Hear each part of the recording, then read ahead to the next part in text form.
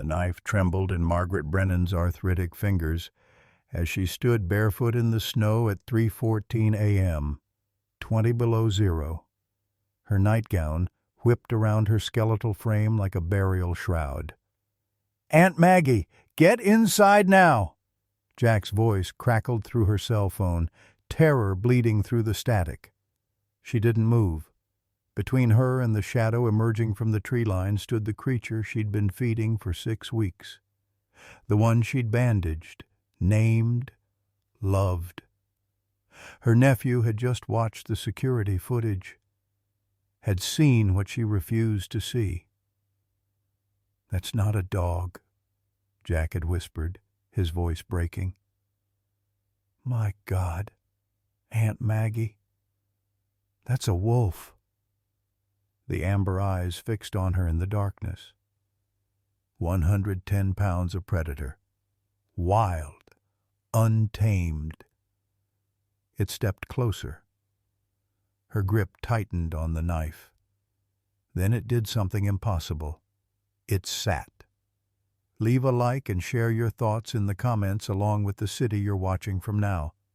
Let's continue with the story. 6 weeks earlier, Margaret Brennan had been preparing to die.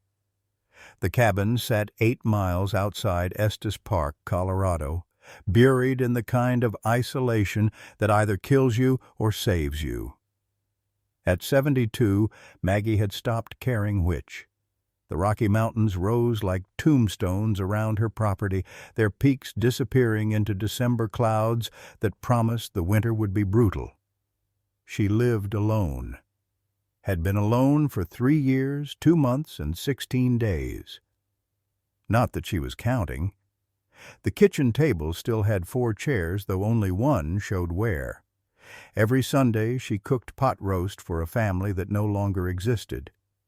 Monday through Saturday, she ate the leftovers in silence, talking to photographs that never answered back. Thomas smiled at her from the mantel, frozen at 48 in his marine dress uniform.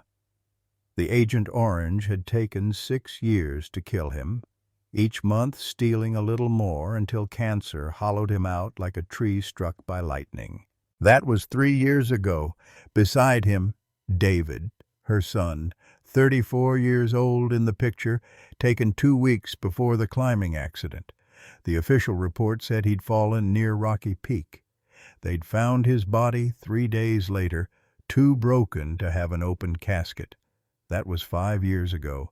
Beside David's photo, a gap. She'd removed her own portrait last month, started to feel like she was looking at a ghost. The medical bills covered the kitchen counter like accusations. Stage 4, pancreatic. 6 months, maybe less. Dr. Patterson had tried to talk her into chemotherapy, but Maggie had done the math. $43,000 she didn't have for a treatment that might buy her 6 extra months of vomiting and losing what little dignity she had left. Her Social Security check was $1,147 a month. Rent was 0. Thomas had paid off the cabin before he died, his last gift to her. But there was electricity. $180 in winter when she ran the heat. Heart medication, $340. Food, if she was careful, $200. That left $427 for everything else. Her savings account had $847 in it. She'd stopped taking the heart medication 3 weeks ago. Stop seemed like the wrong word. Chose seemed more honest. She chose food over pills. Chose to eat rather than extend a life she didn't particularly want to keep living. Vietnam had taught her what the end looked like. She'd held enough dying boys to recognize the symptoms in herself, the weight loss, the exhaustion that sleep couldn't touch, the way food tasted like cardboard and breathing felt like drowning. She wasn't afraid of dying. She was afraid of dying alone. The nightmares came every night now. Thomas calling her name from somewhere she couldn't reach. David falling in slow motion, his hand outstretched, his mouth forming the word "Mom" over and over. On December 15th, she'd made a decision. When the snow got deep enough, she'd simply walk into it, lie down, let the cold take her the way it had almost taken her in the Mekong Delta 50 years ago. She'd been a nurse then, 20 years old and certain she could save everyone. Now she couldn't even save herself. The scratching came at 7:47 in the evening. Maggie was washing a single plate when she heard it. Slow, deliberate. Not the frantic scrabbling of a raccoon or the random bump of a branch. This was intentional. Something at her back door wanted in. She dried her hands on the dish towel Thomas had bought her for their 40th anniversary, embroidered with yellow roses. Faded now, like everything else. The scratching came again. She turned on the porch light and looked through the window. At first, she thought her eyes were failing worse than usual. She'd forgotten her glasses again, left them somewhere in the bedroom probably.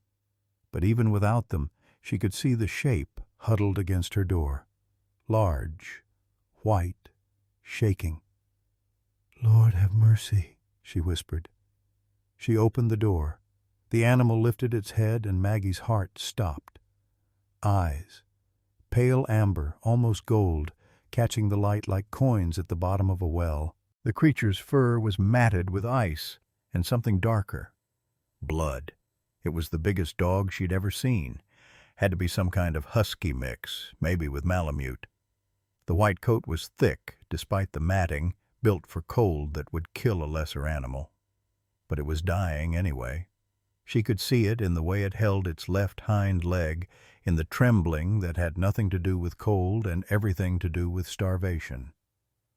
"Oh, you poor thing," Maggie said softly. The dog's ears flicked toward her voice. It didn't move otherwise. Too weak, or too scared, or both. Maggie had seen that look before. In the eyes of 18-year-old soldiers lying on gurneys in Saigon, their bodies torn apart by shrapnel, their minds already somewhere else. The look that said, "I'm dying, and I know it, and I'm too tired to fight anymore." "Wait here," she told the dog. She went inside, moving as fast as her arthritic knees would allow. The chicken she'd roasted earlier was still warm. She carved off a breast, put it on a plate, Thomas's plate, the one she never used anymore, and filled a bowl with warm water. When she came back outside, the dog hadn't moved. Maggie set the plate down 6 feet away. She'd learned in Vietnam that you didn't crowd the wounded. They needed space to decide if you were trying to help or hurt. "It's okay," she said, backing toward her door. "I won't hurt you." The dog watched her with those unnerving amber eyes. Then, slowly, it dragged itself forward. The left hind leg left a streak of blood in the snow. It ate like it hadn't seen food in weeks. Probably hadn't. The chicken disappeared in less than a minute. The water followed. When both were gone, the dog looked up at her again. "More?" Maggie asked. She brought out the rest of the chicken, watched the dog eat, noticed things her nurse's eye couldn't ignore.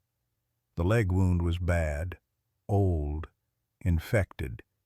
She could see the entry point even from 6 feet away. Something had torn into the muscle, deep. A trap, maybe. Or worse. She thought about the hunting stories she'd heard in town. Wolves coming down from the high country, desperate and hungry. Ranchers shooting on sight. But this wasn't a wolf. Too domesticated in the way it watched her. Too gentle in the way it ate. Even starving. Someone's pet, probably. Some idiot who'd thought a husky mix would make a good mountain dog and then abandoned it when it got too big or too expensive or too much work. "You're somebody's boy, aren't you?" she said softly. "Somebody who didn't deserve you." The dog finished eating. It looked at her for a long moment, and something passed between them. Recognition, maybe, or just exhaustion. Recognizing exhaustion. Then it limped back toward the tree line and disappeared. Maggie stood on her porch in the cold, watching the place where it had vanished. She should go inside, should forget about it. She had enough problems without taking on a wounded stray. But when she went to bed that night, she didn't dream about Thomas or David. She dreamed about amber eyes in the darkness, and a voice that might have been her own saying, "I won't let you die alone." The next evening, at 7:47, she heard the scratching again. This time she was ready. More chicken, more water, a first aid kit she'd kept from her nursing days, supplies she'd hoarded for years, because you never knew when you might need to patch someone up. The dog came, ate, watched her with those careful eyes. On the third night, it let her get within 3 feet. On the fourth night, it let her touch the wound. And on the fifth night, she gave it a name. "Ghost," she whispered, running her fingers through the white fur. "Because you're here, but you're not. Just like me." Ghost's tail moved once, not a wag, just acknowledgement. It was enough. Henry Carson's truck rolled to a stop outside Maggie's cabin on December 26th, his tires crunching through snow that had fallen overnight. He hadn't been here in 5 years, hadn't been able to look Maggie Brennan in the eye since the day they'd found her son's body on Rocky Peak. He cut the engine and sat for a moment, hands gripping the steering wheel like it might anchor him to something solid. Through the windshield he could see smoke rising from her chimney. She was home. Of course she was home. Where else would a 72-year-old widow be 2 days after Christmas? The guilt sat in his chest like a stone. 5 years, and it hadn't gotten lighter. He climbed out of the truck, his boots sinking into 8 inches of fresh powder. That's when he saw them. Tracks, leading from the tree line to Maggie's back porch and back again. He'd been tracking animals for 40 years, long enough to know what he was looking at. His blood went cold. The prints were massive, 6 inches across, 4 toe pads and claw marks extending well beyond the pads. No dog made tracks like that. He'd seen these prints before, on his own property, near the sheep pen, where he'd lost 8 animals in the past 2 years. Wolf. "Jesus Christ," he muttered. He followed the tracks to the porch.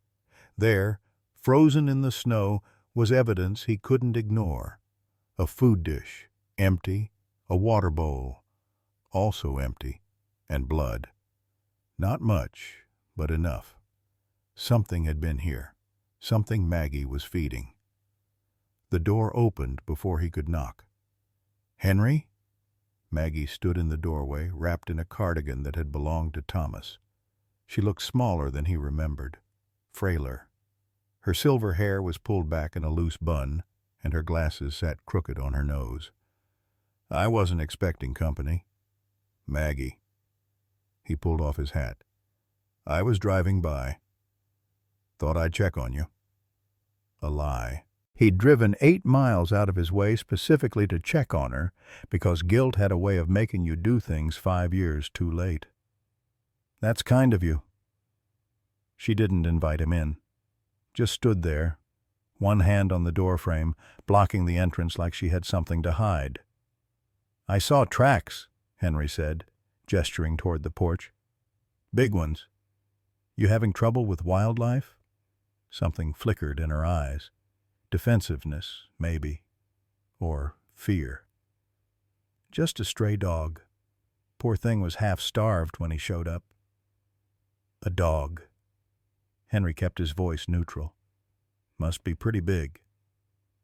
"He's large, yes. I think he's part husky. Maybe Malamute." Henry looked past her, into the cabin. On the kitchen counter he could see a plate with chicken bones. A lot of chicken bones, more than one person would eat. "Maggie, there's been wolf activity in the area. Lost another calf last week. If you're feeding something, it's a dog, Henry. Her voice sharpened. I know the difference between a dog and a wolf. He wanted to argue, wanted to tell her that her eyesight was failing, that she was lonely and desperate enough to see what she wanted to see instead of what was actually out there. But the look on her face stopped him. She knew. On some level, she had to know, and she was protecting it anyway. All right, he said slowly. Just be careful. That's all I'm saying. I've been careful for 72 years, Henry. I think I can manage. She started to close the door, but he put his hand against it. Not aggressive, just enough to keep it open. Maggie, He stopped. The words wouldn't come. I'm sorry I let your son die. I'm sorry I didn't call for help. I'm sorry I've been a coward for 5 years. Yes? Nothing. Just call if you need anything. I will. Thank you for stopping by. The door closed. Henry stood on the porch for a moment, staring at the weathered wood. Then he turned and walked back to his truck, his mind already working. He didn't drive home. Instead, he pulled off on a logging road 1/2 mile from Maggie's property and retrieved his trail camera from the back of the truck. He'd bought it to monitor his livestock, to catch whatever was killing his animals. Now he had a different use for it. It took him 20 minutes to find the right tree, close enough to Maggie's cabin to get clear footage, far enough away that she wouldn't notice it. He strapped the camera to the trunk, angled it toward her back porch, and activated the motion sensor. Then he drove to town and made a phone call. Jack, it's Henry Carson. Yeah, it's been a while. Listen, I need you to do me a favor. Your Aunt Maggie, I think she might be in trouble. Jack Sullivan had been the town sheriff for 8 years, long enough to recognize when someone was dancing around the truth. What kind of trouble?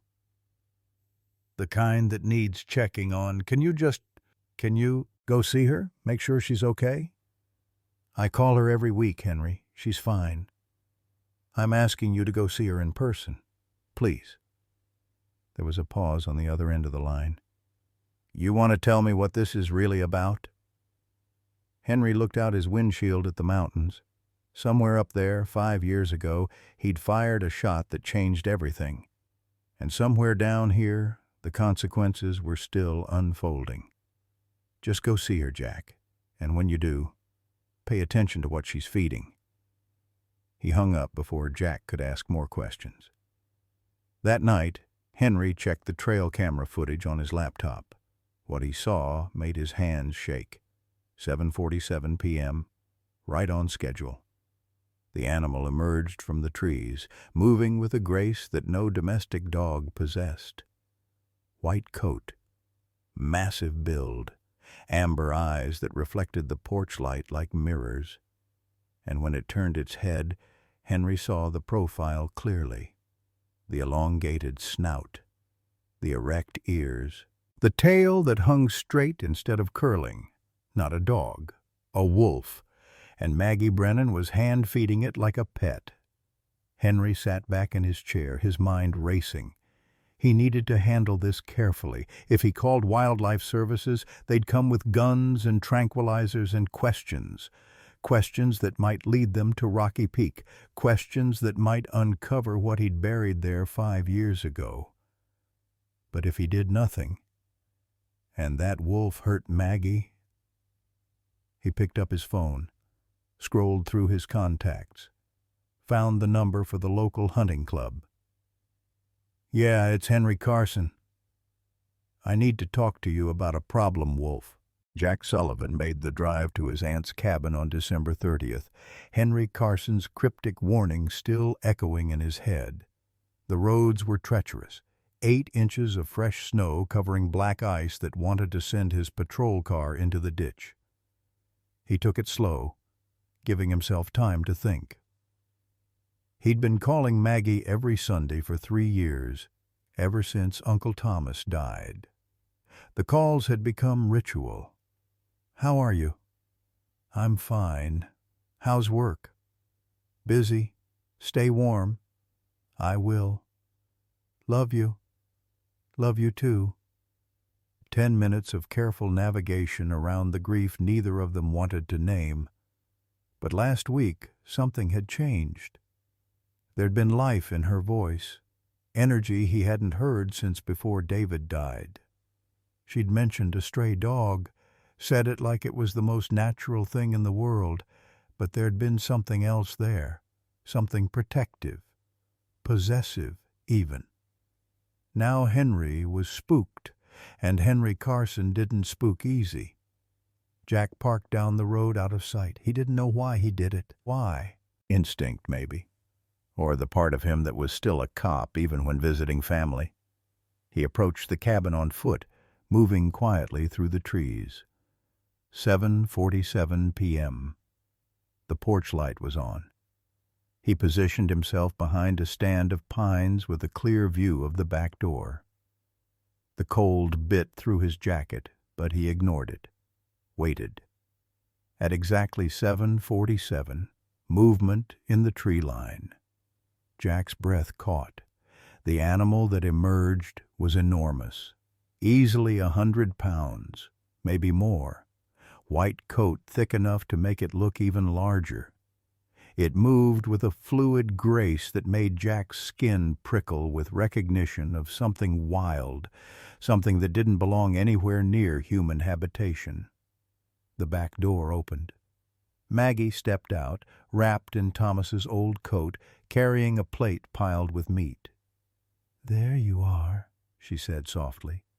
"I was worried you wouldn't come tonight." The animal approached. No hesitation, no fear. It walked right up to Maggie and sat, like a trained dog. Except it wasn't a dog. Jack had grown up hunting these mountains, had seen wolves from a distance, had tracked them, had studied their behavior enough to know what he was looking at. The skull shape, the leg length, the way it held its tail, the sheer size of it. Wolf. No question. Maggie set the plate down. The wolf ate while she watched, and there was something in her face that made Jack's chest tighten. Tenderness. The same expression she used to have when she looked at David. When the wolf finished eating, it did something that made Jack's blood run cold. It moved closer to Maggie, close enough that she could reach out and touch it. And she did. Her hand rested on its head, fingers running through white fur, and the wolf closed its eyes like it was savoring the contact. "Good boy," Maggie whispered. "Such a good boy."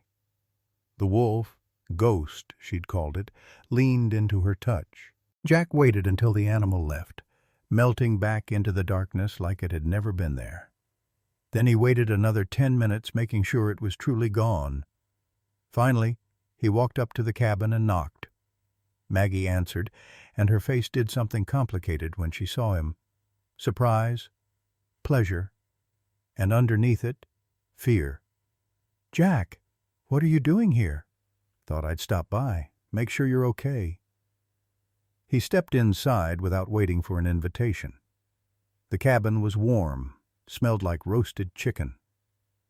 On the counter he saw the empty plate she'd just brought back inside, bones picked clean. "You should have called first. I would have made dinner." "I'm not hungry." He turned to face her. "Aunt Maggie, we need to talk about your dog." Her spine stiffened. "What about him?" "That's not a dog." "Of course it's a dog. What else would it be?" Jack pulled out his phone, showed her the photos he'd just taken.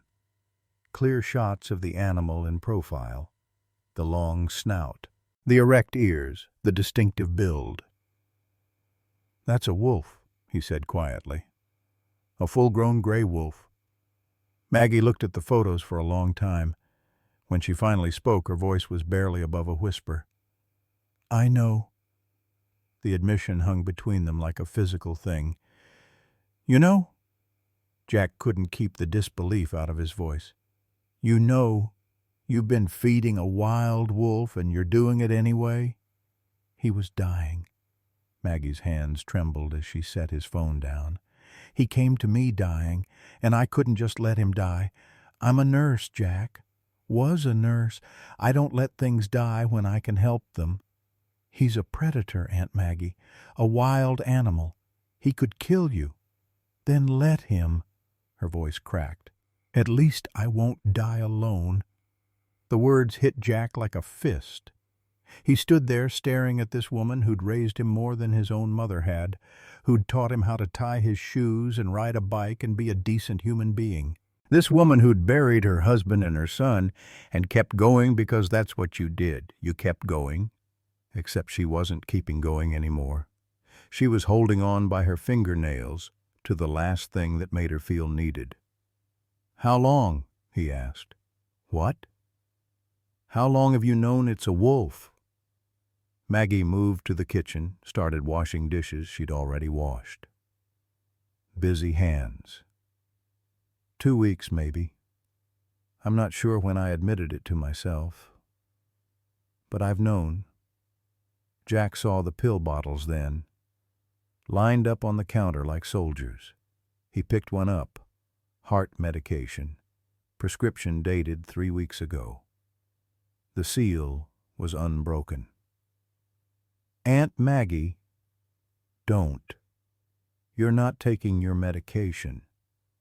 I can't afford it."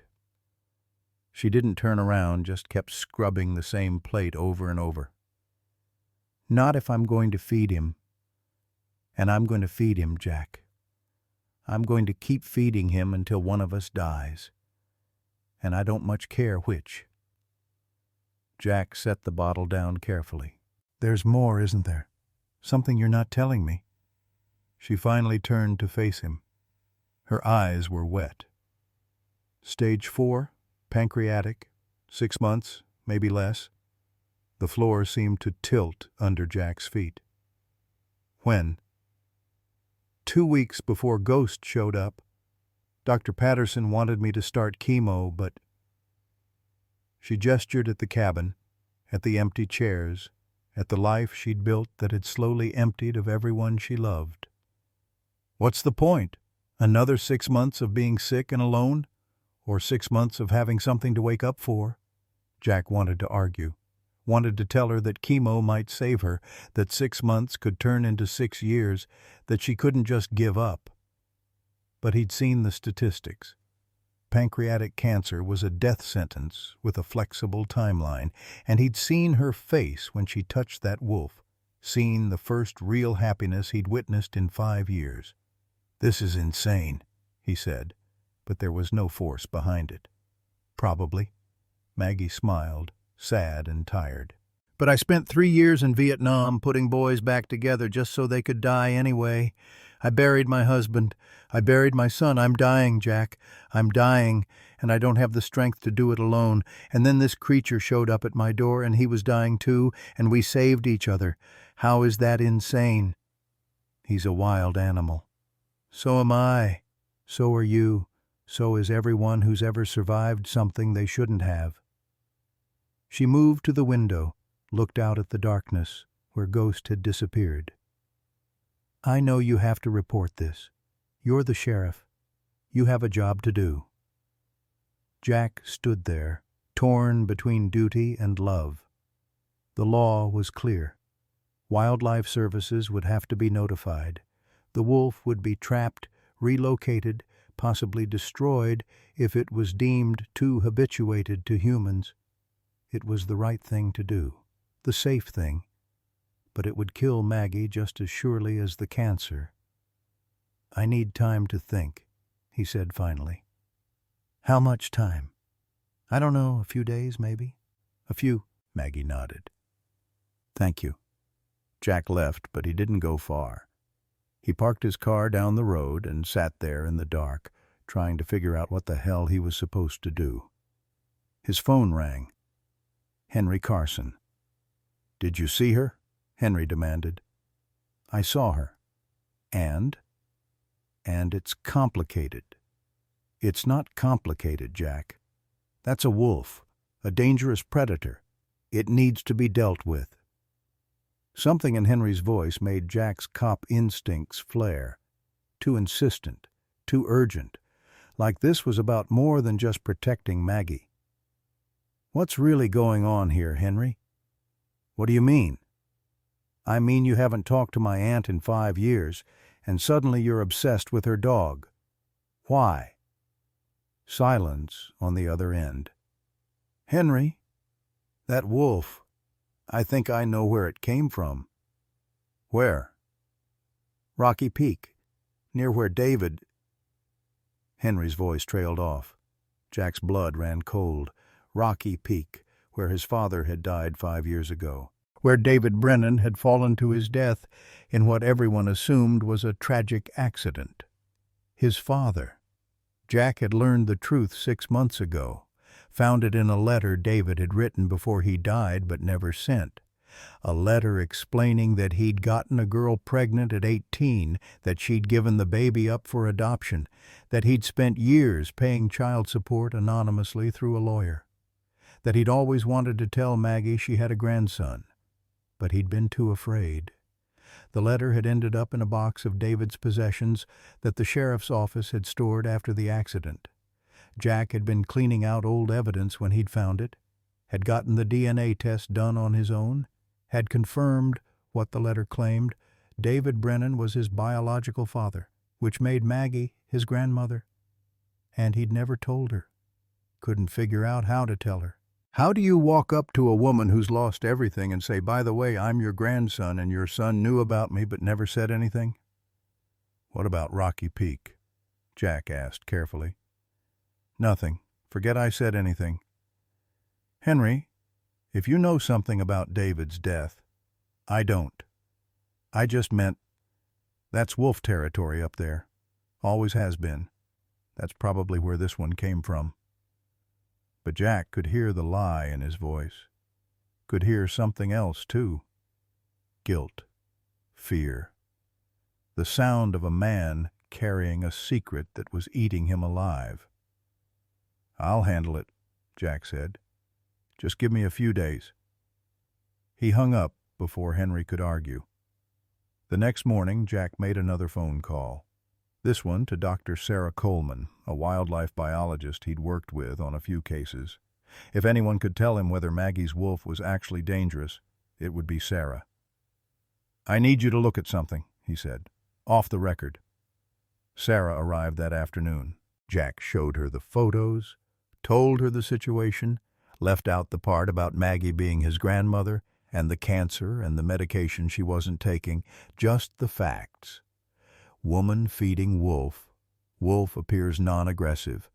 Need professional assessment. Sarah studied the photos for a long time. This is remarkable. Remarkable good or remarkable bad? Both. She zoomed in on one image, showing Ghost sitting calmly while Maggie touched him. This kind of habituation is extremely rare. Wolves are naturally wary of humans. For one to allow this level of contact, it's almost unheard of. Is it dangerous? Any wild animal is potentially dangerous, but this, she shook her head. This looks like imprinting, like the wolf has bonded with her specifically. It's not just habituated to humans in general, it's attached to her. Can that happen with a wild wolf? It's documented. There was a case in Alaska, a wolf named Romeo. Lived near Juneau for 6 years, interacted peacefully with people and their dogs, never showed aggression. Eventually, someone shot him, but not because he was dangerous, because he was a wolf, and some people think all wolves are dangerous. Jack heard what she wasn't saying. You think I should leave it alone? I think I should observe it directly before making any recommendations. Can you arrange that? Which is how, 2 days later, Sarah Coleman found herself hiding in the trees near Maggie Brennan's cabin, watching a 72-year-old woman hand-feed a wild wolf like it was a golden retriever. Sarah had seen a lot in her career. She'd studied wolf packs in Yellowstone, tracked grizzlies in Montana, spent months in the field observing predator behavior. But she'd never seen anything like this. The wolf's body language was clear. Submissive posture, soft eyes, every movement telegraphed trust and affection. And Maggie moved like someone who'd done this 1,000 times, confident, gentle, no fear. Sarah watched for 3 nights, documented everything, and on the 3rd night, she made a decision. She walked up to the cabin and knocked. Maggie answered, and Sarah introduced herself. "I'm a wildlife biologist. I heard you have an unusual dog." Maggie's face closed off. "Who told you that?" "Does it matter?" Sarah smiled, trying to look non-threatening. "I'd just like to see him. I study canine behavior. It's actually fascinating." For a moment, Sarah thought Maggie would slam the door. Then the older woman sighed. "You might as well come in. Everyone seems to know anyway." Ghost appeared that evening, right on schedule. Sarah watched from the window as Maggie fed him, as he allowed her to check his healed leg, as he rested his head against her knee for just a moment before disappearing back into the forest. When Maggie came back inside, Sarah was waiting. "Mrs. Brennan, I need to tell you something. That's not a dog. That's a wolf." "I know." Maggie sat down heavily. "I've known for weeks." Sarah sat across from her. "Then you understand the risk." "I understand a lot of things, Dr. Coleman. I understand that Creature was dying when I found him. I understand he's never shown me an ounce of aggression. And I understand that he's the only reason I'm still alive." There was something in the way Maggie said it that made Sarah look closer. Really look. At the woman's gaunt frame, the pill bottles on the counter, the resignation in her eyes. "How long do you have?" Sarah asked softly. Maggie didn't ask how she knew, just answered. "Not long enough." They sat in silence for a while. Then Sarah said, "I could help, if you wanted. I could petition for the wolf to receive protected status, document his behavior, build a case for allowing him to remain in the area." "Why would you do that?" Sarah didn't have a good answer. Or maybe she had too many answers. Because she was a scientist who believed in letting nature take its course. Because she'd spent her career fighting to protect animals that other people wanted dead. Because there was something in Maggie Brennan's eyes that reminded her of someone, though she couldn't say who. "Because it's the right thing to do," Sarah said finally. What she didn't say. "Because I've been searching for my biological father for 20 years, and I finally found his name 6 months ago. David Brennan, died 2019. And now I'm sitting across from his mother, and I don't know how to tell her that her dead son has a daughter he never knew about." The blizzard warning came through on January 21st, 48 hours of whiteout conditions, temperatures dropping to -25. Wind gusts up to 60 miles per hour. The National Weather Service advised people to stay indoors, stock up on supplies, and avoid all unnecessary travel. Henry Carson saw it as an opportunity. He'd spent the past 3 weeks watching trail camera footage, documenting every interaction between Maggie and the wolf, watching her feed it, touch it, talk to it like it was human. And every night, his guilt grew heavier because he knew that wolf, knew exactly where it had come from.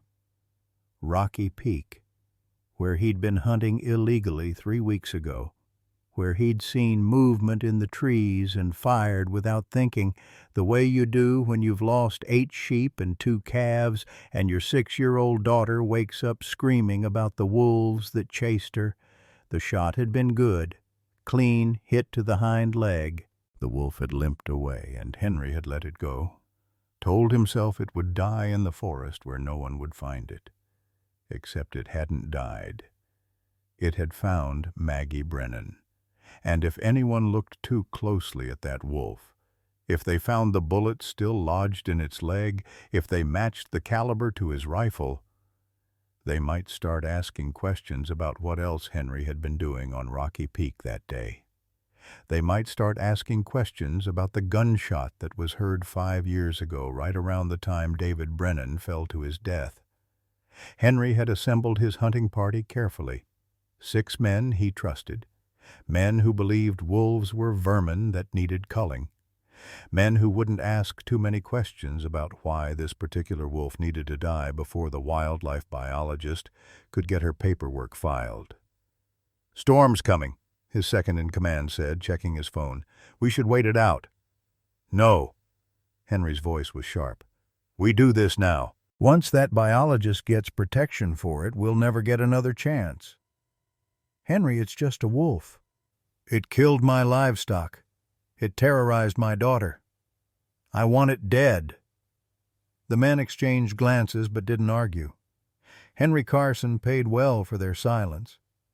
They arrived at Maggie's property at dawn on January 22nd, just as the first snowflakes began to fall. Set up a perimeter, waited. Jack Sullivan showed up an hour later, his patrol car sliding to a stop in the growing accumulation. "What the hell do you think you're doing?" Jack demanded, climbing out. "Protecting this community," Henry said. "That wolf is a danger. That wolf has never hurt anyone. Yet. It hasn't hurt anyone yet." Henry's hand rested on his holstered sidearm, not a threat, just a reminder that he was within his legal rights. "We're on public land, Jack. We have permits. And when that animal shows up tonight, we're going to deal with it." "I won't let you do this. You don't have a choice." They stood facing each other while snow began to fall harder. Jack knew Henry was right. The permits were legal. The wolf was technically a threat to livestock. As sheriff, Jack couldn't intervene without cause. But as Maggie's grandson, and wasn't that a thought that still felt foreign in his head, he couldn't stand by and watch this happen. His phone rang. He almost didn't answer, but the caller ID showed the county dispatch. "Sheriff Sullivan?" "Jack, we've got a situation. Emily Carson is missing." His blood went cold. "What?" "She left for a friend's house 2 hours ago on her sled, never arrived. Her stepmother just called it in." Henry had heard. His face had gone white. "Emily?" The dispatcher continued. "Last known location was somewhere between the Carson Ranch and town, but with the storm coming in, we're on our way." Jack hung up and turned to Henry. "Call off your hunt. Your daughter is missing." For a moment, Henry didn't move. Then his phone rang. His phone. He answered it, listened, and his knees nearly buckled. "We have to find her," Henry said, his voice breaking. "She's been out there for 2 hours. In this cold." 30 minutes, Jack said. "Maybe less at these temperatures. Get your men. We need to organize a search grid." The hunting party transformed into a rescue operation. 6 men spreading out across 2 square miles of wilderness, calling Emily's name into wind that stole their voices. The storm was intensifying faster than predicted. Visibility dropped to 10 feet, then 5. Jack coordinated from his patrol car, radio crackling with updates. Nothing. No sign of her. The tracking dogs couldn't pick up a scent in the snow. Snowmobiles kept getting bogged down in drifts. 11:30 a.m., temperature -25 with wind chill pushing -45. No 6-year-old could survive this. Henry was falling apart. Jack could hear it over the radio. the man's voice cracking as he called his daughter's name, becoming more desperate with each passing minute. Jack thought about his own father, about David Brennan, who died on a mountain not far from here, about how Maggie had lived with that loss for 5 years, the not knowing exactly what happened eating at her, about how Henry Carson seemed to know more than he was saying. But that was a problem for later. Right now, a little girl was dying in the snow. Inside her cabin, Maggie watched the chaos unfold through her window. She'd heard the commotion, seen the vehicles arrive, understood immediately what was happening. Men with guns, waiting for Ghost. Then the search had started. Emily Carson, 6 years old, lost in a blizzard. Maggie remembered Emily. Had seen her in town once, hiding behind her father's leg, eyes wide with fear when Maggie walked by. The little girl who'd been chased by wolves 2 years ago. The little girl who'd never done anything wrong except have a father who carried too many secrets. Maggie thought about David, about how he'd died alone on a mountain while people searched for him, about how she'd give anything to go back, to save him, to change what couldn't be changed. She couldn't save her son, but maybe she could save someone else's child. She put on her coat, Thomas's old parka, the one that had kept him warm through 2 tours in Vietnam. She found her radio, made sure it was charged. Then she opened the door and stepped into the blizzard. Ghost was there. He'd appeared out of the whiteout like he always did, right on schedule despite the storm. Maggie realized he'd been coming every day at 7:47 p.m. because that was when Thomas had died. 7:47 in the evening, the exact moment her husband had taken his last breath. Ghost had been marking time with her grief. "I need your help," Maggie said. And she wasn't sure if she was talking to Ghost or to Thomas or to God or to all three. "There's a little girl out there. She's afraid of you. She has every reason to be afraid of you, but she's going to die if we don't find her." Ghost watched her with those amber eyes. "I know I'm asking a lot. I know she's the daughter of the man who wants you dead. But she's innocent, like David was innocent. And I can't let another child die if there's anything I can do to stop it." Maggie's old snowmobile was in the shed. She hadn't used it in years, but it started on the 3rd try. She climbed on, her arthritic hands barely able to grip the handles. Ghost moved to stand beside her. "Can you find her?" Maggie asked. "Can you track her scent?"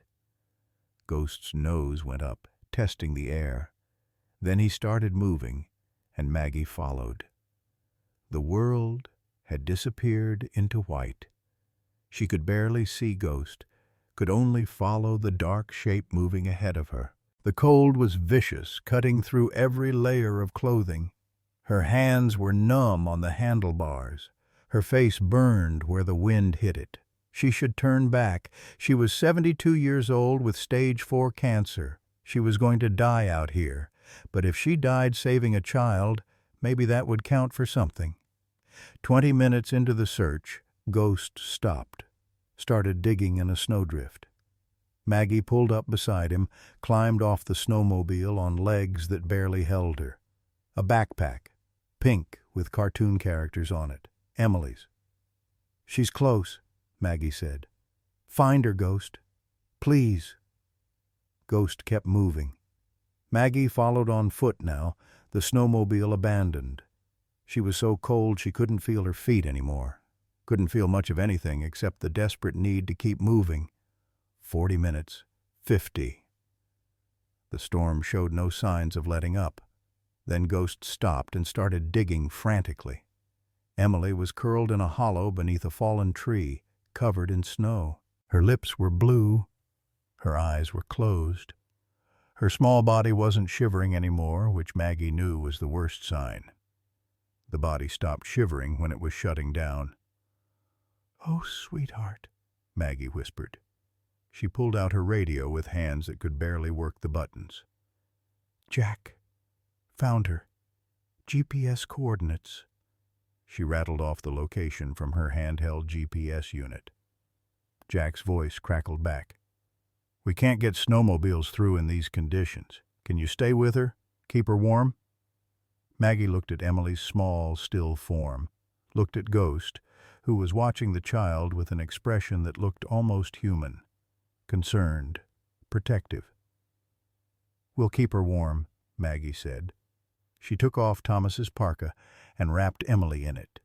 Then she pulled the girl close, using her own body heat. But it wasn't enough. She could feel Emily's skin, ice cold against her own. "Ghost," Maggie said. "I need you." Ghost hesitated. This was the daughter of the man who'd shot him, the child who feared him. He had every reason to leave. Instead, he lay down and curled his body around both of them. Wolves run hot, 102 degrees of body temperature.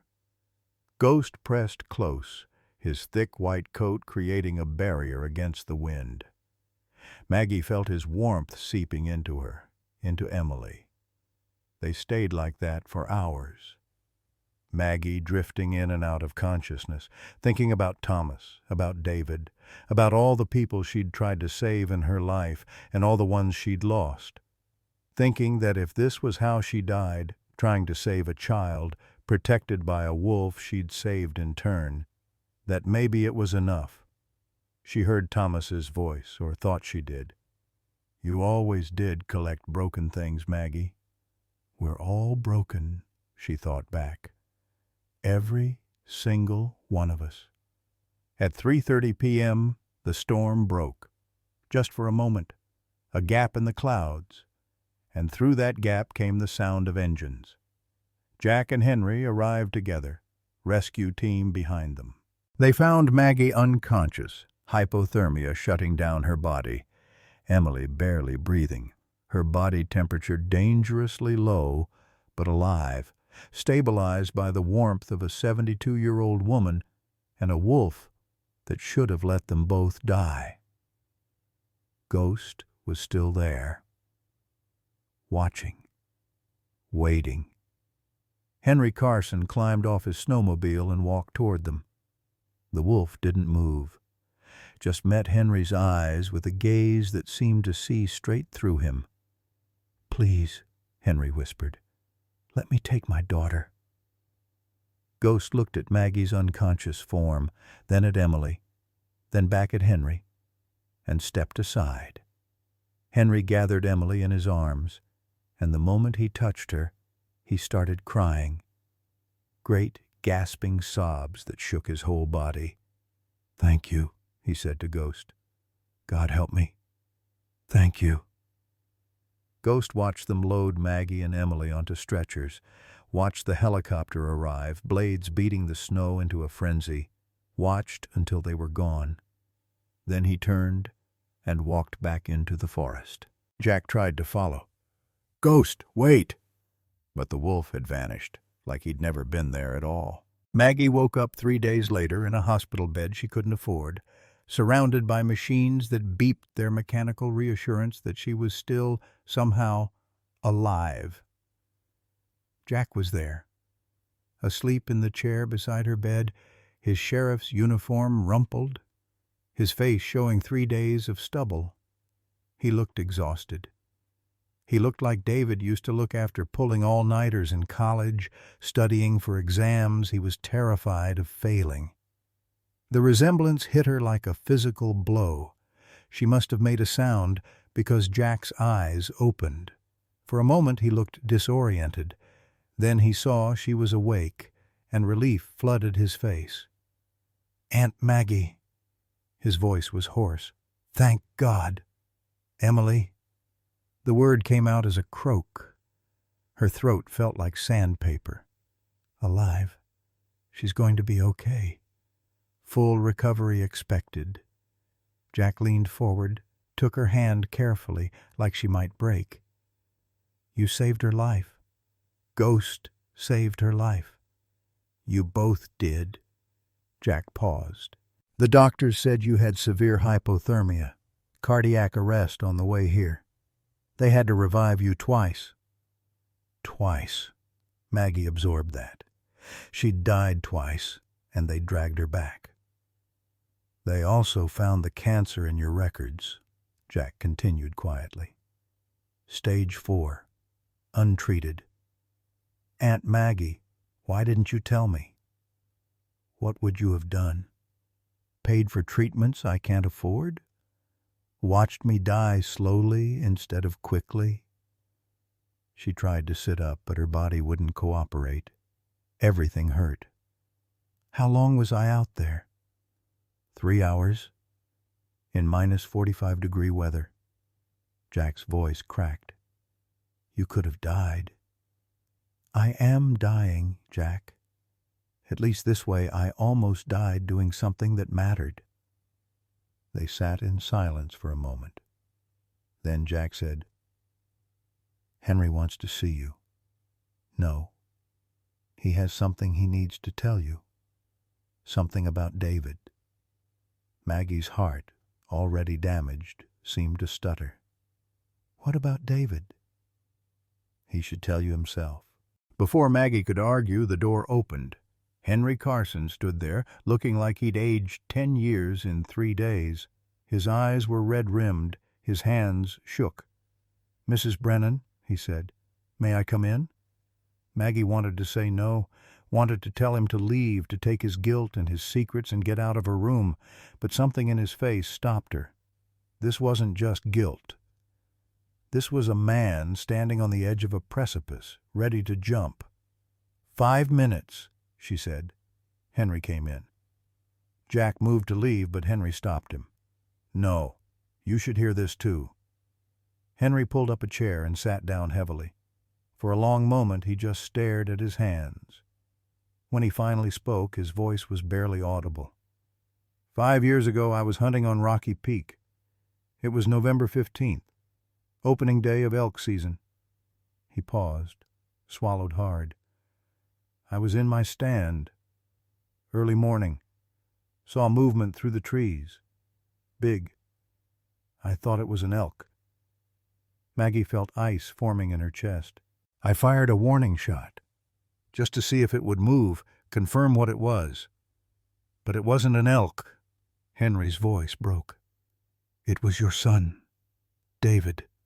He was climbing. The shot startled him. I saw him lose his footing. I saw him fall. The machines around Maggie started beeping faster. Jack was on his feet, his face white. You killed my father?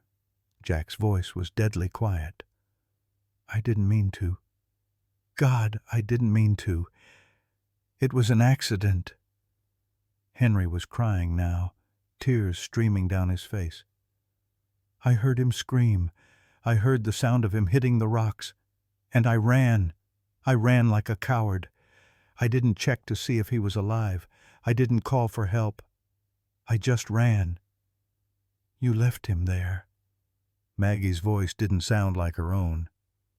You left my son to die alone on that mountain. Yes. Henry looked up, met her eyes.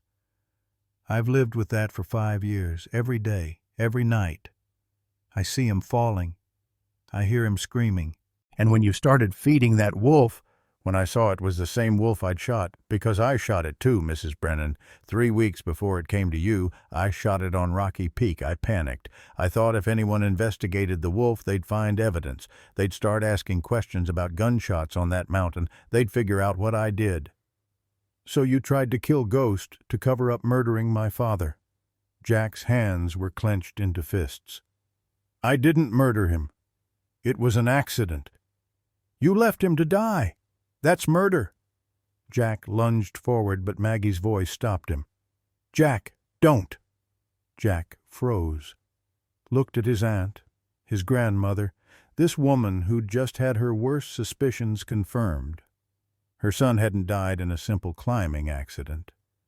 He'd been shot, and the man who'd shot him had let him bleed out alone. Why?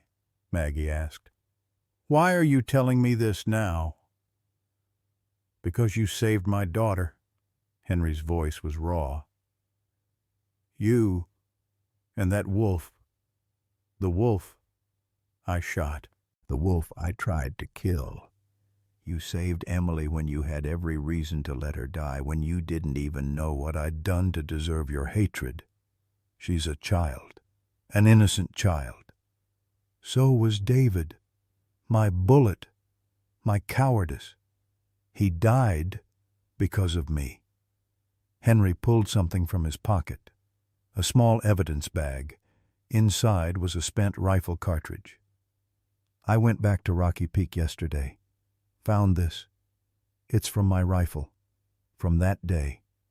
I'm turning myself in. I needed you to know the truth first." Maggie stared at the brass casing. Such a small thing. This tiny piece of metal had changed everything. Had taken her son, had sent her into 5 years of grief, had led her to Ghost, who'd led her to save Emily, who'd led her to this moment. "You're right," she said finally. "You are a coward. A coward would have stayed silent, would have let the guilt eat him alive while other people suffered. A coward would have killed that wolf and buried the evidence and lived the rest of his life pretending he'd done nothing wrong." Henry flinched like she'd hit him.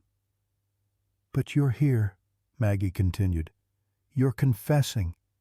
You're facing what you did. That's not cowardice. That's the hardest kind of courage there is." "How can you say that?" "I killed your son." "Yes, you did." Maggie felt tears on her face but didn't wipe them away. "And nothing you do will bring him back. Nothing will give me those 5 years where I thought it was just a tragic accident. You took that from me. You took my son's last moments from me. You robbed him of a chance to be saved." "I know. I'll spend the rest of my life in prison knowing that?" "Probably. But here's what you're going to do first." Maggie's voice strengthened. "You're going to find Ghost. You're going to protect him. You're going to make sure that Wolf lives a long, safe life. You're going to donate land for a wildlife corridor. You're going to fund Sarah Coleman's research. You're going to make sure my son's death counts for something." Henry nodded, unable to speak. "And then," Maggie continued, "you're going to turn yourself in. You're going to tell the police everything. And you're going to accept whatever consequences come. Not because I forgive you. I don't know if I can forgive you. But because it's the right thing to do. I will. I promise." Henry stood, his legs unsteady. "Mrs. Brennan, Maggie, I'm so sorry. I know you are. Now get out of my room. I'm tired." Henry left. The door closed behind him. Jack stood there, staring at Maggie. "How can you be so calm?" "Because I'm dying, Jack. And I don't have time for anything but the truth." She reached for his hand. "Your father. You called him your father." Jack's face did something complicated. "I found out 6 months ago. Letter he wrote before he died. DNA test confirmed it." "Why didn't you tell me?" "Because you'd already lost so much. How was I supposed to tell you that David had a son he never got to know? That I'm your grandson, and you've been alone all this time when you had family right here?" Maggie pulled him close, her weak arms barely able to hold him. "You're here now. That's what matters." They stayed like that for a long time, grandmother and grandson, both mourning a man they'd loved and lost. Finally, Jack pulled back. "Ghost is gone. He hasn't been seen since the rescue. I think he knew his job was done." "Maybe it was," Maggie said softly. "Maybe he came to bring me back to David one last time. To help me save someone when I couldn't save my own son. Maybe that was always the point." "Do you really believe that?"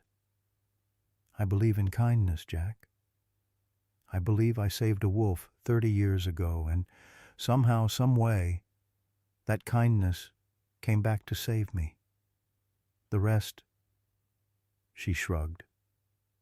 The rest is just mystery. And I'm too old to need all the answers anymore. Sarah Coleman stood in the hospital hallway, holding a folder she'd been carrying for 3 weeks. Inside were documents that would change everything. DNA test results, birth certificates, adoption records, the paper trail of a secret that had defined her entire life. She'd been 20 when she'd started searching for her biological father. 38 now. 18 years of dead ends and closed doors and people who couldn't or wouldn't help. Then, 6 months ago, a breakthrough. A name, David Brennan. Deceased, 2019. She'd come to Estes Park to find out who he'd been, had taken the wildlife biologist position as an excuse to stay, to investigate, to piece together the life of a man she'd never know. And then she'd met Maggie Brennan, feeding a wolf with the same gentle hands her father must have inherited, her grandmother. Sarah had known from the moment she'd seen Maggie's face, had seen David's features reflected there, the same nose, the same stubborn jaw, the same eyes that carried too much grief. She'd almost told her a dozen times, had opened her mouth to say, "I'm David's daughter, I'm your granddaughter, I'm family." But the words had stuck in her throat. How do you tell a dying woman that the son she lost had left behind a child he never knew existed? Now, standing outside Maggie's hospital room, she knew she couldn't wait any longer. She knocked softly. "Come in," Maggie's voice called. Sarah entered. Maggie was sitting up in bed, looking stronger than she had 3 days ago, but still frighteningly fragile. Jack was there too, which made this easier and harder at the same time. "Dr. Coleman," Maggie smiled, "I hear you've been filing paperwork to protect Ghost." "I have. Got it approved this morning, actually. Federal wildlife protection. He can stay in the area legally now." Sarah set her bag down. "But that's not why I'm here." Something in her tone made both Maggie and Jack look up. "There's something I need to tell you both." Sarah pulled out the folder, her hands trembling. "Something I should have told you weeks ago." She opened the folder and laid out the first document.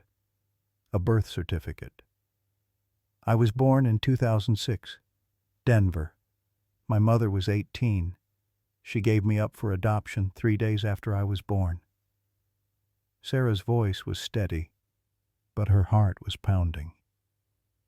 "I spent 20 years looking for my biological parents. My mother died in 2015. Car accident.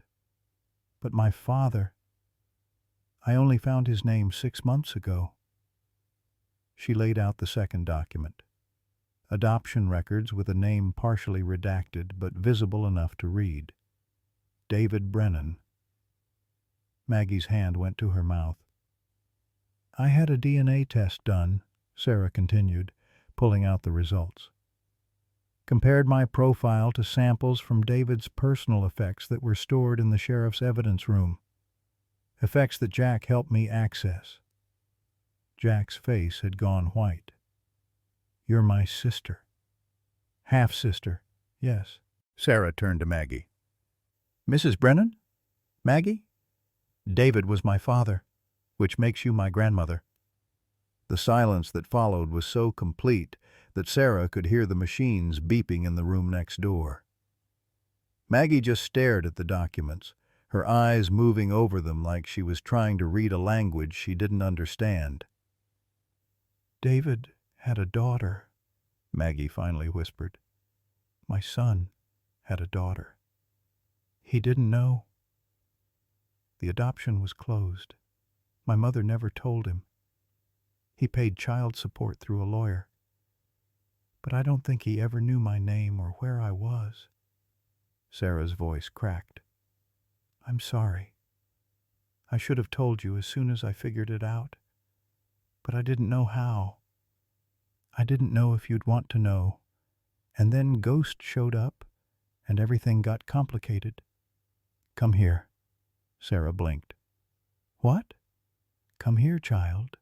Maggie held out her arms. Sarah moved forward like she was in a dream, let herself be pulled into an embrace that smelled like hospital soap, and something underneath that, something that might have been David, might have been family, might have been the thing she'd been searching for her entire life. "I have a granddaughter," Maggie said into Sarah's hair. "David left me a granddaughter." They stayed like that for a long time. Jack joined them, his arms around both women, 3 generations of a family that hadn't known it existed until a wolf had brought them together. When they finally pulled apart, Maggie was crying, but she was also smiling. "Tell me about him," Sarah said. "Please, tell me who he was." So Maggie did. She told Sarah about David as a child, climbing everything in sight, fearless and stubborn and kind. About David as a teenager, brilliant in school but terrible at sports, always more interested in books than balls. About David as a young man, going to college to study environmental science, wanting to save the world one ecosystem at a time. "He would have loved you," Maggie said. "You became exactly what he dreamed of being, a scientist, someone who protects wild things." "I wish I'd known him." "So do I. But you're here now. That's what matters." Jack cleared his throat. "There's something else you should know. About David's death." He told Sarah what Henry had confessed, about the shot, the fall, the cowardice that had let David die alone. Sarah listened, her face going through a dozen different emotions. Grief, anger, understanding, more grief. "He's turning himself in," Jack finished. "Tomorrow. Federal charges, probably manslaughter. He'll do time." "Good," Sarah said flatly. "He should." "But before he does," Maggie interjected, "he's going to find Ghost. He's going to make sure Ghost is protected. He's donating 300 acres of his land for a wildlife corridor. He's funding Sarah's research for the next 5 years. She paused. "He's trying to make amends for something that can't be amended." "You're defending him?" Sarah asked incredulously. "No. I'm accepting that rage won't bring David back, and I'm using Henry's guilt to protect the things David would have wanted protected." Maggie looked out the window at the mountains in the distance. "I'm dying, Sarah. I have weeks, maybe a month. I don't have time to waste on hatred. I need to spend what's left making sure you and Jack are okay, making sure Ghost is okay, making sure David's death counts for something." "You're not dying," Jack said fiercely.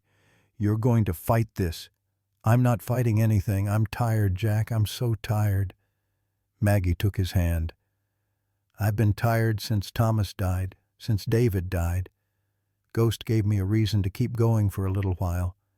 And now I've met my grandchildren. I've saved a child. I've done what I needed to do. Please don't give up." "Don't." Jack's voice broke. "I'm not giving up. I'm letting go. There's a difference." Maggie smiled at him, then at Sarah.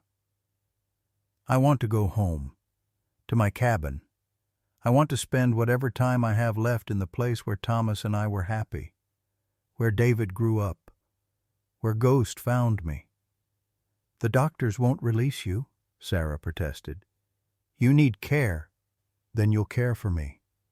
Both of you. Your family. That's what family does." They tried to argue, but Maggie was adamant, and in the end the doctors agreed to release her to hospice care at home. She had weeks at best. She deserved to die where she wanted. 3 days later, they brought Maggie back to the cabin. Jack and Sarah had cleaned it, stocked it with medical supplies, set up a hospital bed in the living room where she could see out the window to the forest. That first night at 7:47 p.m., they sat together watching the tree line. "He won't come back," Maggie said quietly. "Ghost, he did what he came to do." "He came." "Maybe," Sarah agreed. "Wolves are territorial. He might have moved on." "Or maybe he's watching," Jack suggested. "Wolves can observe from miles away. He could be out there right now." They sat in silence, watching, waiting. Ghost didn't appear. But at 8 p.m., Henry Carson's truck pulled up. He climbed out carrying a large box. "Mrs. Brennan," he said, when Maggie opened the door, "I found him. Ghost. He's denned up near Rocky Peak with a female and 3 juveniles. I've set up trail cameras. He's healthy, thriving. The protection order is keeping hunters away." He opened the box. Inside were photos. Ghost, his white coat brilliant against green summer grass. Ghost with a gray female, their bodies pressed together. Ghost with 3 half-grown pups, teaching them to hunt. "He has a family," Maggie breathed. "He does. And I'm going to make sure they stay safe. I've arranged for the land trust to manage the corridor. Sarah's research funding is in escrow. It's all set up. It's all—" Henry paused. "I turn myself in tomorrow. But I wanted you to see these first, to know that Ghost is okay." Maggie studied the photos for a long time. Then she looked up at Henry. "Thank you," she said simply. Henry nodded. He started to leave, then turned back. "Mrs. Brennan, when I die, whether it's in prison or after, I want to be buried on Rocky Peak, near where David fell. I want to spend eternity making sure nothing bad ever happens on that mountain again." "That's between you and God," Maggie said. "But I think David would appreciate the sentiment." After Henry left, Maggie held the photos close. "He's not alone anymore," she said. "Ghost found his pack." "So did you," Sarah said, taking her hand. Jack took her other hand. "So did you." Outside, in the darkness of the forest, amber eyes watched the cabin, watched the lights in the windows, watched the family gathered together. Then Ghost turned and melted back into the trees, back to his mate and his pups, back to the pack that needed him. His job was done. Maggie lived for 6 more weeks. They were good weeks, all things considered. Better than she'd expected when Dr. Patterson had first given her the diagnosis. She wasn't alone. That was the thing that mattered most. Every morning she woke up to the sound of Sarah making coffee in the kitchen, the smell filling the cabin with warmth. Every evening Jack stopped by after his shift, still in uniform, carrying stories about his day that made her laugh. They'd moved her bed to the window so she could watch the forest. Watch for Ghost, even though they all knew he wouldn't come back. He didn't need to. His work was done. But Maggie watched anyway. February became March. The snow began to melt. Green things started pushing through the earth, determined to live despite the cold. Maggie understood that determination. She'd spent her whole life pushing through, determined to survive. Now, finally, she could rest. Emily Carson came to visit in early March, brought by Henry before he reported to the federal courthouse to face charges. The little girl was shy at first, hiding behind her father's leg the way she always did. But Maggie smiled at her, gentle and patient, the way she'd smiled at 1,000 frightened children in her life. "Hi, Emily," Maggie said softly. "Would you like to sit with me?" Emily nodded and climbed carefully onto the bed. She was holding something, a drawing folded carefully. I made this for you, Emily said, unfolding it. The drawing showed a woman and a wolf, both with halos. Between them, a small figure with red hair. Emily. That's you and Ghost, Emily explained. You're angels. You saved me. Maggie's eyes filled with tears. Sweetheart, we're not angels. We're just regular people trying to do the right thing. That's what angels are, Emily said matter-of-factly. My mom says angels are just people who show up when you need them. Maggie kept that drawing on her bedside table for the rest of her life. Henry was sentenced to 8 years for involuntary manslaughter and leaving the scene of an accident. He accepted the sentence without protest, without lawyers fighting for leniency. Before he was taken away, he came to say goodbye. I'll make sure Ghost is protected, he promised, even from prison. The trust is set up. The land is protected. I'm keeping my promise. I know you are, Maggie said. Now go. Pay your debt. And when you get out, be the man you should have been 5 years ago. I will. I swear to God, I will. The town talked, of course. The story spread. Woman feeds wolf. Wolf saves child. Man who shot them both confesses to accidentally killing woman's son. It was too strange, too full of impossible connections for people not to talk. Some said it was divine intervention. Others said it was just a series of coincidences.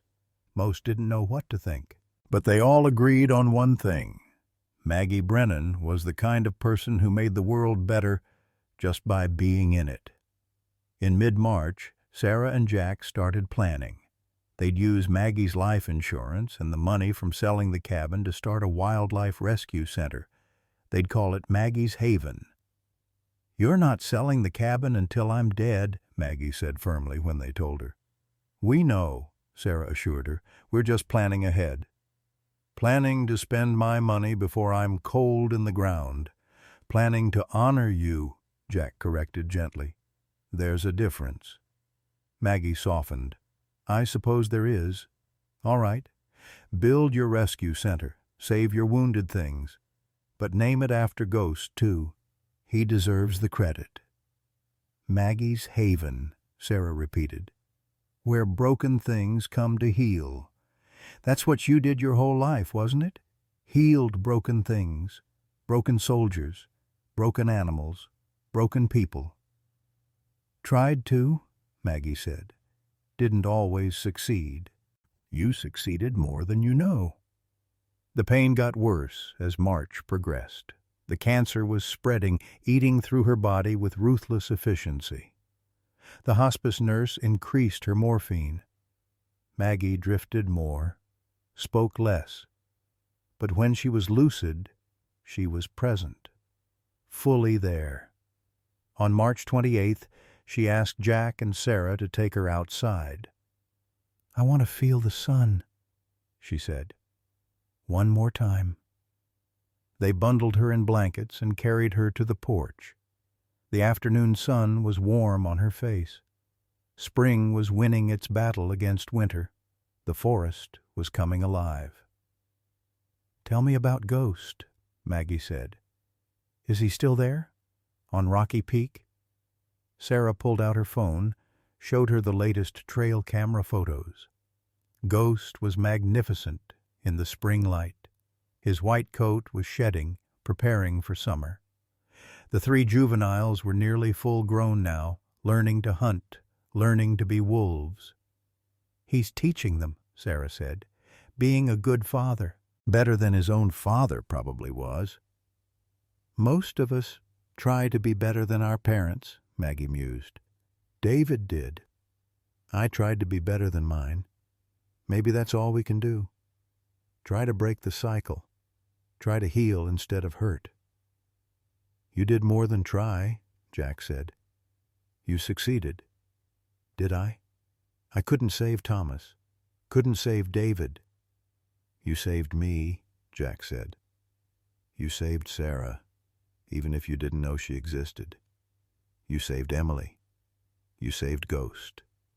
You saved everyone who ever came through that field hospital in Vietnam. You saved more lives than you know." "And I took my fair share too," Maggie said quietly. "In war, you don't always get to choose who lives and who dies. Sometimes you make the choice to save one person, and it means someone else dies. That's the burden you carry." "But you carried it," Sarah said. "You didn't run from it. You faced it every day and kept trying to do better. That's all anyone can ask."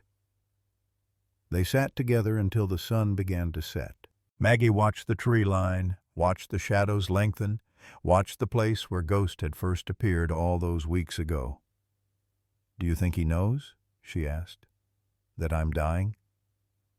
"Wolves can sense things," Sarah said carefully. "Changes in routine, changes in scent. He might know something's different. I'd like to see him one more time, just to say goodbye." But Ghost didn't come that night, or the next, or the next. On April 2nd, Maggie stopped eating. The hospice nurse said it was normal, the body shutting down, preparing for the end. Sarah and Jack took turns sitting with her, holding her hand, reading to her from David's favorite books. Sometimes Maggie was lucid. Sometimes she drifted, calling out for Thomas, for David, for people they didn't know from her past. On April 4th, Emily came to visit again. She sang songs for Maggie, children's songs about sunshine and rainbows and hope. Her small voice filled the cabin with light. "You're going to see Ghost soon," Emily told Maggie seriously. "In heaven. You can pet him whenever you want there." "That sounds nice," Maggie whispered. On April 6th, at 3 in the afternoon, Maggie's breathing changed. Jack and Sarah recognized it immediately. The death rattle. Hours now, maybe minutes. They sat on either side of her, holding her hands. "It's okay," Sarah whispered. "You can go. Thomas is waiting. David is waiting." "We'll be okay," Jack added. "We have each other now. Because of you." Maggie's eyes fluttered open. For a moment, they were clear, sharp, present. "Ghost," she whispered. They thought she was confused, delirious. But she was looking at the window. Sarah turned. There, at the edge of the tree line, stood a white wolf, watching the cabin, watching them. "Oh, my God," Sarah breathed. Ghost sat down, didn't approach, just sat there, a pale sentinel in the gathering dusk. "He came," Maggie said, her voice so soft they almost couldn't hear it. "He came to say goodbye." Her hand tightened on Jack's, then on Sarah's. "Thank you," she whispered. "Both of you, for finding me, for letting me know I wasn't alone." "We're here," Jack said, tears streaming down his face. "We're right here." "I know. I can feel it. I can feel Thomas, too. And David. They're here. Everyone's here." Maggie smiled, and it was the most peaceful expression Sarah had ever seen on her face. "It's crowded in here. All these people I love." Her breathing slowed. "Tell Ghost thank you," Maggie said. "Tell him he saved me. Tell him I hope he has a long, beautiful life with his family." "We will," Sarah promised. "And you too. Take care of each other, your brother and sister, your family. Don't waste the time you have." "We won't." "Good. That's good." Maggie's eyes drifted closed. "I'm so tired." "Then rest," Jack said. "We've got you. We won't let go." "I know you won't. You never do. That's why I love you." Outside, Ghost howled, long and mournful and beautiful. The sound filled the valley, echoing off the mountains. Inside the cabin, at 7:47 p.m., the exact time Thomas had died 3 years earlier, Maggie Brennan took her last breath.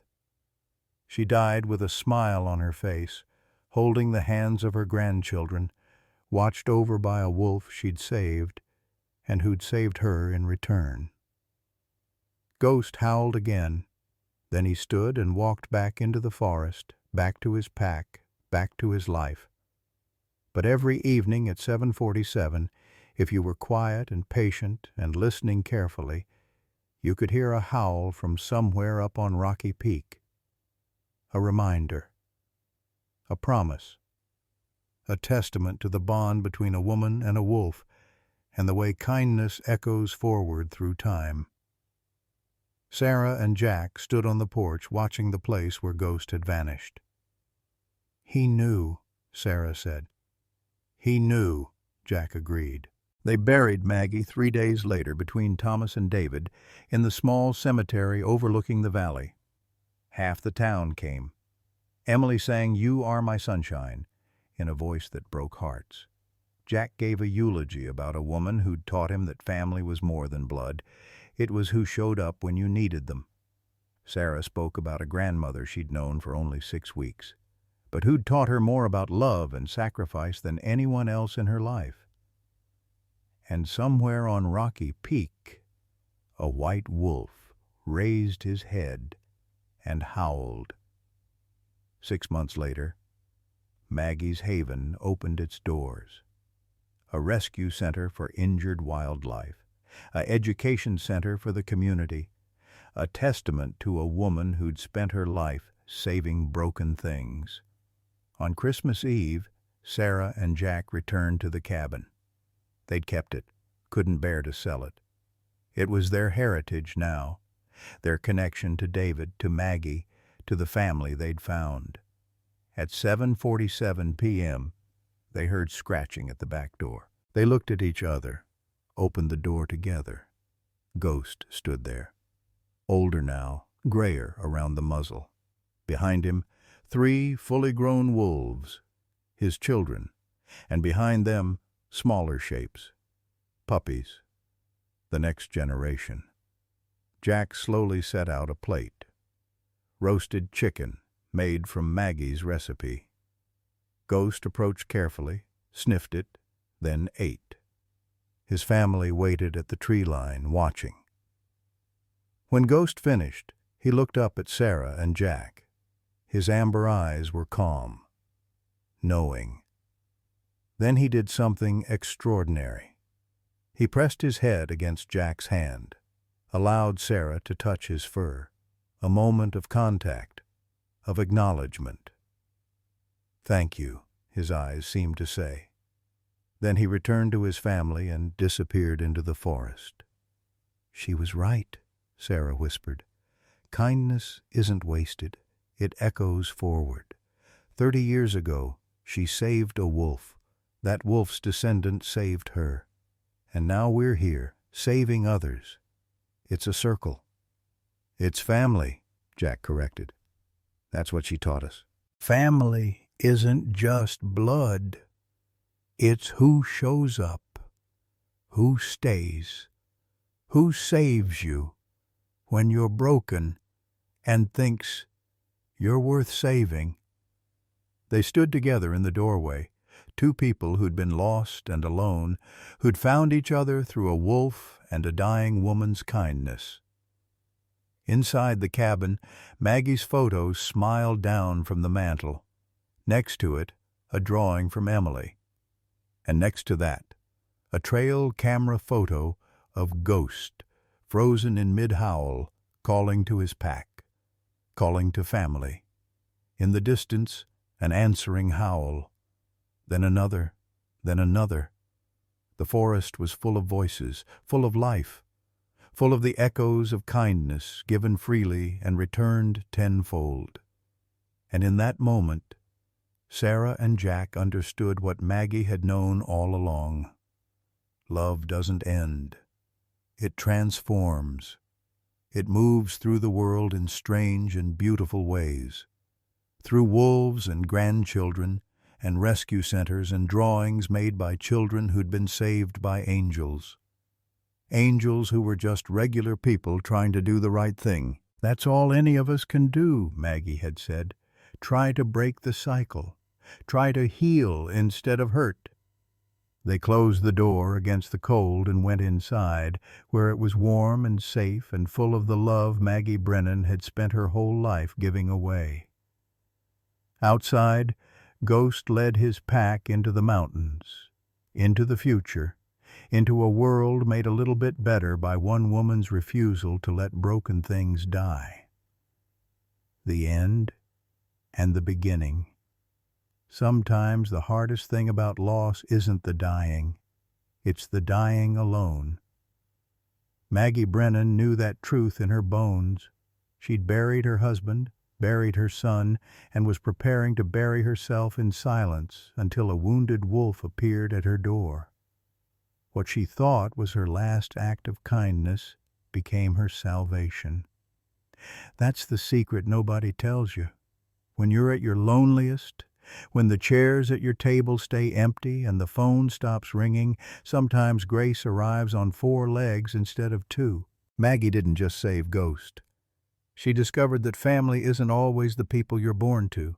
Sometimes it's the grandson you never knew existed, the granddaughter searching for her father, the child you rescue in a blizzard, the wild creature who refuses to let you face the darkness alone.